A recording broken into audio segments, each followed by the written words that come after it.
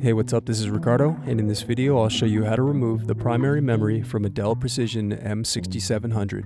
If you're looking for parts for this laptop, go to our website and use this coupon for a 5% off discount.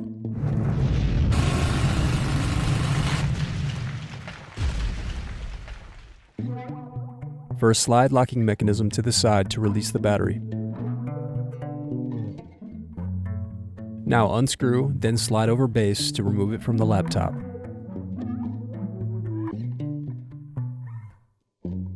Now pull apart clips to remove memory.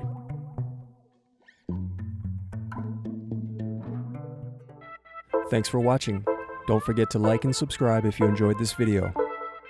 And if you need more, check out this playlist to watch other tutorials for your laptop. You can also click here to find parts for your laptop at partspeople.com.